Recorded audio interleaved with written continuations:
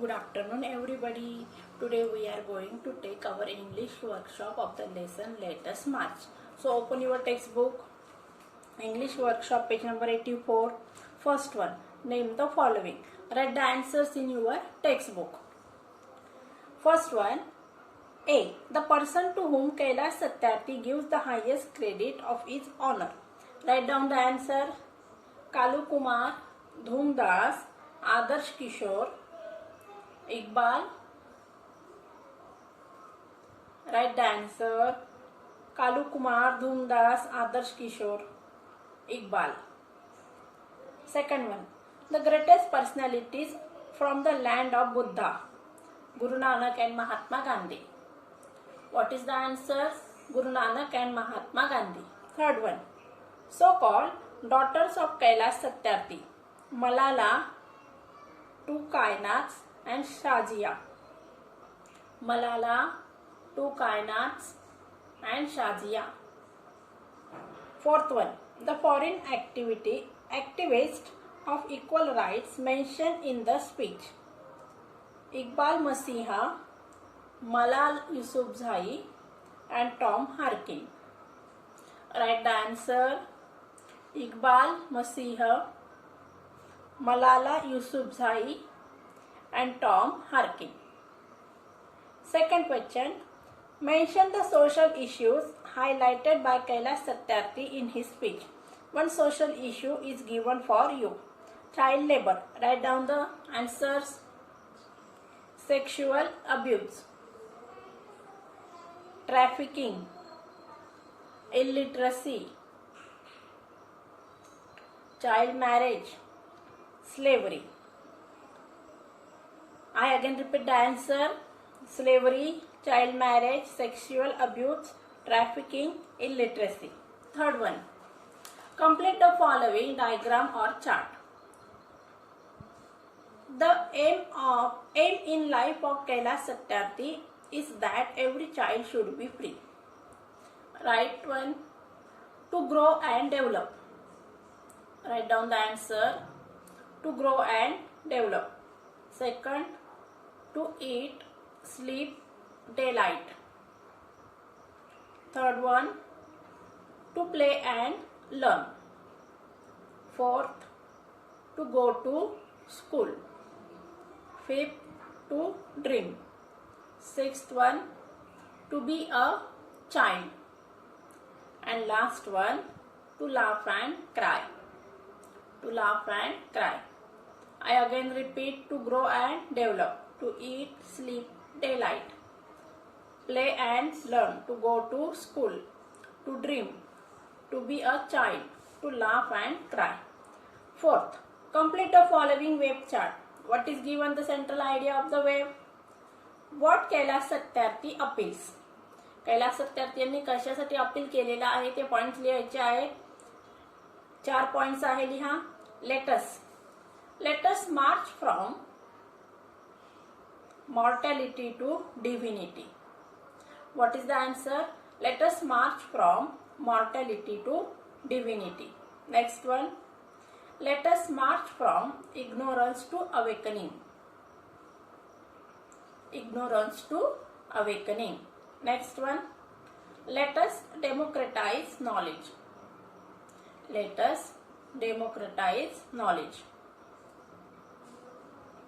Let us universalize justice. Let us universalize justice. Next one. Let us globalize compassion. Let us globalize compassion. I again repeat. Let us march from mortality to divinity. Let us march from ignorance to awakening. Let us democratize knowledge. Let us universalize justice. Let us globalize compassion. The fifth one, you have to do yourself. Okay, students? Next one. Choose the correct option and write in front of the given word to convey the exact meaning. First, divinity. Divinity means godliness. Divinity means godliness. Second, extremist, militant. Extremist, militant. Culminate, rise to a peak. Next, exploitation, misuse. Dignity, self-esteem.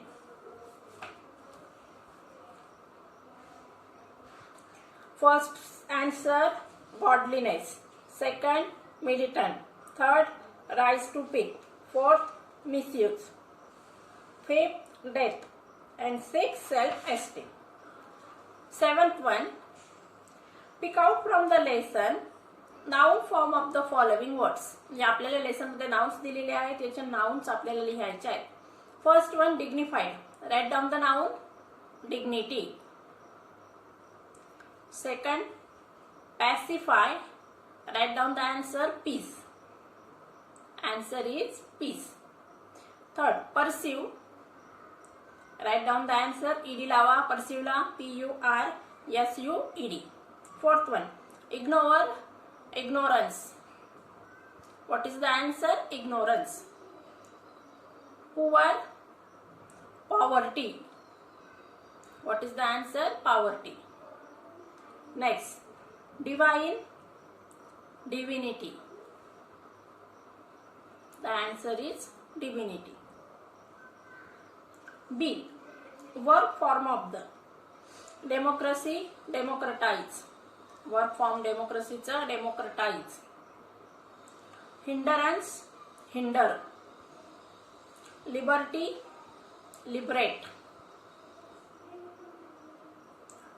Global, globalize. Resolution, resolve. Service, serve. Again repeat. I again repeat. Listen. Democracy, democratize. Global, globalize. Hindrance, hinder. Resolution, resolve. Liberty, liberate. Service, serve. 8-1 is for your homework. 8 and 9-1. 8. Use the following words as noun as well as verbs and make the meaningful sentences. आपल्याला हे शब्द काय करायचे, noun आणि verb मध्ये वापरायचे आहेत. हा प्रश्न मी तुम्हाला होमवर्कला देणार आहे. आता पुढचा आहे बघा, write minimum 4 hidden words of more than 4 letters from intergovernmental. आता या ठिकाणी हिडन वर्ड्स लिहायचे. आपल्याला इंटर आलं, गव्हर्नमेंट आलं, मेंटल आलं, गव्हर्न आलं. समजलं सगळ्यांना? इंटर आलं, गव्हर्न आलं, मेंटल आलं आणि गव्हर्नमेंट आलं. आता खालच्या ज्या फ्रेजेस आहेत त्याचा अर्थ सांगते मी. इन पर्स्यूट ऑफ म्हणजे काय, चा पाठलाग करणे. I am in pursuit of my goal. Write down the answer. I am in pursuit of my goal. Second, be afraid of.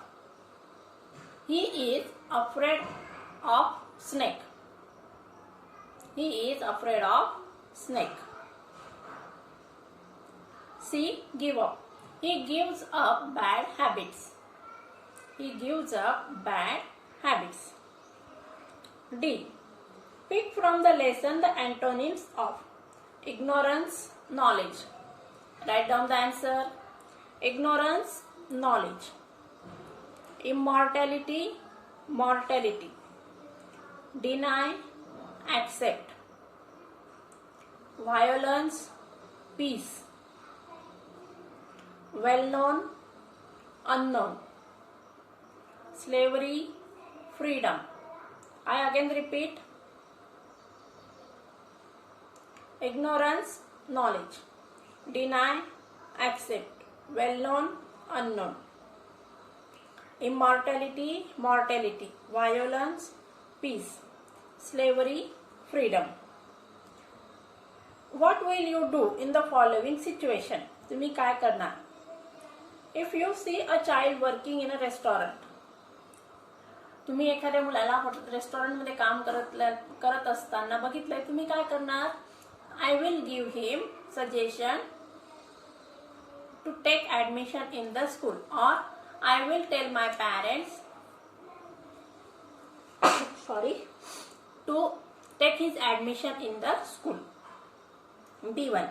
If you find a child working on a construction site, I tell him, write down, I tell him that you have to go to school. If you find a child working on a brickwork site, I tell him the importance of education. D. If you come across a beggar child, I will help him from my pocket money, or I will tell my parents to help him. I will help him from my pocket money, or I will tell my parents to help him. लिहिलं सगळ्यांनी. पुढचं. Write any 2 efforts that you can make to enroll deprived children, out of school children, into a school. One is given for you. I will persuade parents of such children to send them to school. Second, I will tell my parents to buy for him school dress and books and notebook. I will tell him the importance of education. लिहिलं सगळ्यांनी. पुढचा प्रश्न. Type of sentences. मी वाचते, सगळ्यांनी नीट लक्ष द्यायचे. आपलं already झालेलं आहे, पण आपण एकदा रिवाइज करूया. A sentence is a group of words that expresses a complete idea. Sentences can be classified in various ways. The following is a classification of sentences. Statement. A sentence that makes a statement or assertion is a sentence. Assertive सेंटेन्सला statement सुद्धा म्हटलं जात असतं. ज्या वाक्यामधून statement केलेलं असतं किंवा काहीतरी असर्शन केलेलं असतं त्या वाक्याला काय म्हणायचं मग सेंटेन्स. आता बघा, for example, there are many villages in India. आता या वाक्यामध्ये एक सब्जेक्ट आहे, वर्ब आहे, वाक्याचा कंप्लीट अर्थ कळतो म्हणून या वाक्याला काय म्हणायचं असर्टिव्ह सेंटेन्स. दुसरं बघा, इंट्रोगेटिव्ह सेंटेन्सेस. आता इंट्रोगेटिव्ह सेंटेन्स म्हणजे काय मग? It is a sentence that ask a question. It is of 2 types, sub types. आता इंट्रोगेटिव्ह सेंटेन्स मध्ये प्रश्न विचारलेला असतो. आता इंट्रोगेटिव्ह सेंटेन्स 2 प्रकारचे असतात, WH आणि व्हर्बल. तर WH म्हणजे काय? WH वर्डने जर प्रश्न विचारलेला असेल त्याला काय म्हणायचं मग WH इंट्रोगेटिव्ह. आणि व्हर्बल म्हणजे काय मग? वर्बच्या फर्स्ट फॉर्मने जर प्रश्न विचारलेला असेल मग त्याला काय म्हणायचं? Verbal interrogative. समजलं इथपर्यंत? बघा आता हे वाचते मी फक्त आता. Interrogative sentence. It is a sentence that ask a question. It is of sub types. Yes no interrogative sentence. It generally begins with a verb and can be answered by saying yes or no. Verbal interrogative म्हणजे काय? वर्बने विचारलं जाणार किंवा yes no type. याचं उत्तर आपल्याला generally yes किंवा no form मध्ये द्यायचं असतं. आता WH इंट्रोगेटिव्ह म्हणजे काय मग? जो प्रश्न WH म्हणजे what, when, where, why, how, which, whom, when इत्यादी शब्दांनी विचारलेला असतो त्याला काय म्हणायचं मग? WH interrogative. आणि याचं उत्तर आपल्याला फक्त यस किंवा नो मध्ये द्यायचं नसतं. आले लक्षात? आता तिसरा सेंटेन्सचा प्रकार आहे बघा, इम्परेटिव्ह सेंटेन्स. इम्परेटिव्ह सेंटेन्स म्हणजे काय? आज्ञार्थी वाक्य. ज्या वाक्यामधून आज्ञा, आदेश, सजेशन केलेलं असतं त्याला काय म्हणायचं? Imperative sentence. आता यामध्ये काय असतं? कमांड किंवा रिक्वेस्ट असते. आता generally begins with a verb. Open your book, sit down, write down, keep quiet. All these sentences are called as the imperative sentences. Next one and last.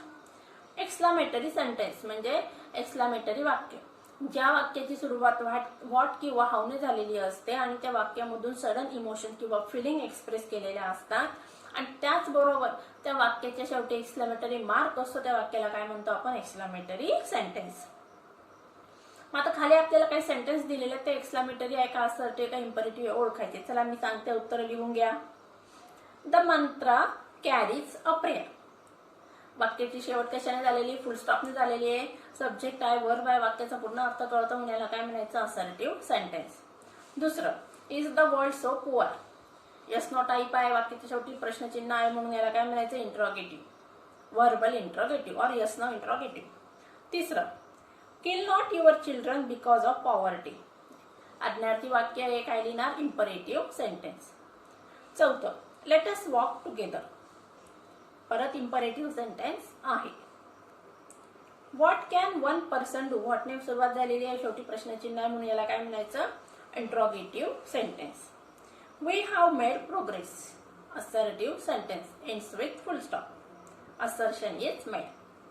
How utterly we have fail our children, हाऊने सुरुवात झालेली आहे, शेवटी exclamatory mark आहे म्हणून याला काय म्हणायचं, exclamatory sentence. What a big challenge it is, व्हॉटने सुरुवात आहे, शेवटी एक्सक्लेमेटरी मार्क आहे म्हणून याला काय म्हणायचं, एक्सक्लेमेटरी सेंटेन्स. आता सी बघूया. Write the following sentence as assertive. मग आता खाली काही वेगवेगळे वाक्य त्यांचं आपल्याला काय करायचं, असर्टिव्ह सेंटेन्सेस मध्ये रूपांतर करायचं आहे. पहिलं बघा, why didn't you come earlier. आता या ठिकाणी लिहायचं त्याचं उत्तर, you should have come earlier. काय लिहिणार, you should have come earlier. Second बघा, how frighten their eyes look. Exclamatory sentence याचं असर्टिव्ह करायचं आहे. Their eyes looks very frightened. तिसरे बघा, how angry it makes me. Exclamatory याचा असर्टिव्ह करा, it makes me very angry. पुढचं, should I accept such shackles of slavery. Interrogative आहे, आपल्याला असर्टिव्ह करायचं आहे. लिहा, I should not accept such shackles of slavery. आता या ठिकाणी तुम्हाला एक गोष्ट लक्षात आलेली असेल, इंट्रोगेटिव्ह सेंटेन्स ज्यातनं प्रश्न विचारलेला असतो त्या ठिकाणी त्याचं असर्टिव्ह करताना आपल्याला त्या ठिकाणी नॉट लावायचं असतं. ग्रामरचे जे मी पाठ घेतले त्यामध्ये तुमच्याकडून त्यावेळेस मी तुम्हाला शिकवलेलं होतं. बघा या ठिकाणी should I accept such shackles of slavery प्रश्न विचारलेला आहे, याचं उत्तर आपल्याला असर्टिव्ह करताना काय करायचं, नॉट लावायचा असतो. I should not accept such shackles of slavery. Last one, what can one person do. बघा परत प्रश्न विचारलेला आहे म्हणून आता या ठिकाणी आपल्याला नॉट लावावं लागणार आहे. लिहा उत्तर, one person cannot do anything. One person cannot do anything. 11वा प्रश्न बघूया. Observe the following underline phrases. Here have has are followed by the past participle form of the verb. आता या ठिकाणी बघा प्रेझेंट परफेक्ट टेन्स वापरलेला आहे. Have oblique has plus V3. आता काही वाक्य दिलेली आहेत बघा. We have made progress in the last couple of decades. Have आलेला आहे प्लस V3 आलेला आहे. मी शिकवताना सांगितलं होतं, मग कुठलं वाक्य आहे, प्रेझेंट परफेक्ट टेन्स. आता या ठिकाणी आपल्याला अजून तीन वाक्य दिले, 2 वाक्य लिहायची, लिहून घ्या. I have freed a child from slavery. लिहा पुढचं, I have kept an empty chair here as reminder. आता बघा विद्यार्थ्यांनो, पुढचा प्रश्न आहे, तुम्हाला इन्फिनेटिव्ह अंडरलाईन करायचे आहेत. आता every child is free to grow. To ग्रोला अंडरलाईन केलेले म्हणजे ते काय, इन्फिनेटिव्ह आहे. आता या ठिकाणी तुम्हाला अशीच वाक्य शोधून लिहायची की आहे ज्यामध्ये इन्फिनेटिव्ह आहे. मी सांगते, लिहून घ्या. I am unable to do that. I am unable to do that. Next one. I have come here only to share dash dash. वाक्य कंप्लीट करून घ्यायचे पुस्तकातनं बघून. शेवटचं वाक्य, dash dash force to kill his friends. dash dash force to kill his friends dash dash dash. वाक्य incomplete आहे, तुम्ही complete करायचं आहे.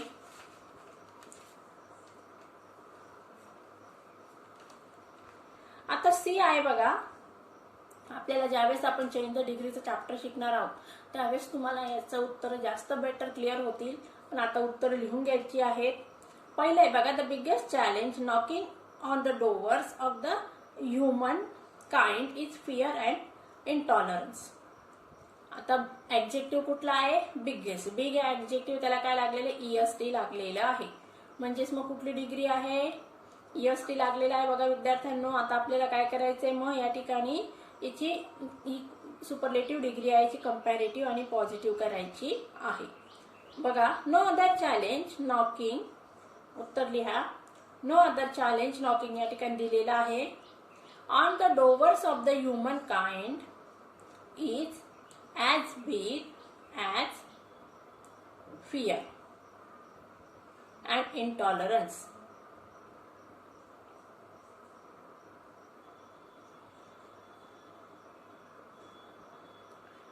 Second बघा, fear and intolerance are bigger than any other challenges on the fear and intolerance are bigger than any other challenges. Knocking नंतर पुढचं दशाला तसं लिहून टाकायचं आहे. Knocking on the doors of human kind इथपर्यंत लिहायचं आहे. इज फिअर आणि इंटॉलरन्स काढून टाकायचे. सेकंड बघूया, the Nobel prize is one of the greatest honours in the world. आता वन ऑफ द आहे म्हणून आपल्याला या ठिकाणी व्हेरी फ्यूने सुपरलेटिव्ह डिग्री करायची आहे. आणि त्याचबरोबर कंपॅरेटिव्ह डिग्री करताना आपल्याला मेनी अदर हा शब्द वापरायचा असतो. लिहा. सुपरलेटिव्ह डिग्री नाही करायची. सुपरलेटिव्ह डिग्रीचं वाक्य आहे. आता याचा आपल्याला पॉझिटिव्ह आणि कंपॅरेटिव्ह करताना काय चेंजेस करायचे असतात बघा. सुपरलेटिव्ह डिग्रीमध्ये जर ग्रेटेस्ट वन ऑफ द हा शब्द आलेला असेल तर आपल्याला कंपॅरेटिव्ह आणि पॉझिटिव्ह करत असताना कंपॅरेटिव्ह करताना बघा काय करायचं आहे, व्हेरी फ्यूने वाक्याची सुरुवात करायची असते. आणि कंपॅरेटिव्ह चुकीचं सांगितलं मी परत तुम्हाला. या ठिकाणी बघा उत्तर लिहून काय मग मी समजावून सांगते. Very few honours in the world are as great as the Nobel Prize.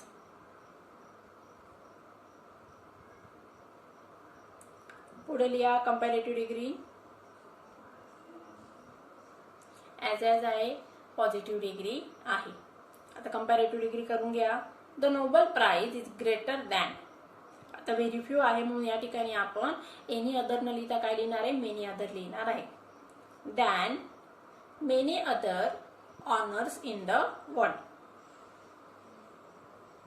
वाक्यात EST आहे आणि द आलेला आहे म्हणून वाक्य सुपरलेटिव्ह डिग्रीचं आहे.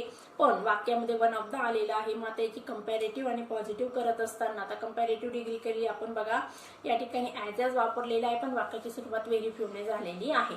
आणि या ठिकाणी कंपॅरेटिव्ह डिग्री करताना आपण कंपॅरेटिव्ह ER प्लस दॅन हे वापरत. त्याचबरोबर या ठिकाणी काय केलेलं आहे आपण एनीच्या ऐवजी मेनी वापरलेलं आहे. 12वा प्रश्न बघूया. Match the sentences given in part A with the sentences given in the part B. पहिलं बघा, he was kidnap by an extremist militia. मग वाक्य कुठल्या व्हॉइसचं आहे, पॅसिव्ह व्हॉइसचं आहे. मग आता याचा ऍक्टिव्ह व्हॉइस कसं होईल बघा. अन एक्स्ट्रीमिस्ट मिलिटिया किडनॅप हिम. आता ऍक्टिव्ह व्हॉइस म्हणजे काय, subject plus V3.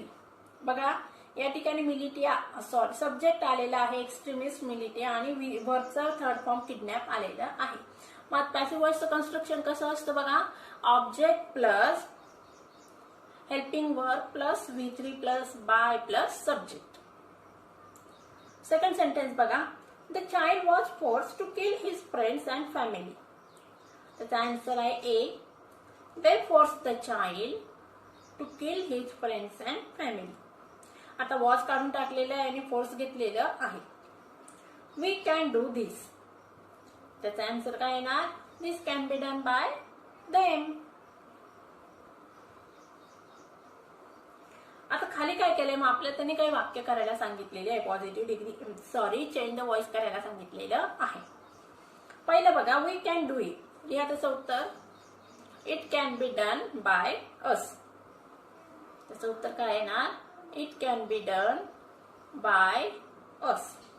Second, her angry question will shake me. I am still shaken. I am still shaken by her angry question. Third one. Governments must make child-friendly policies.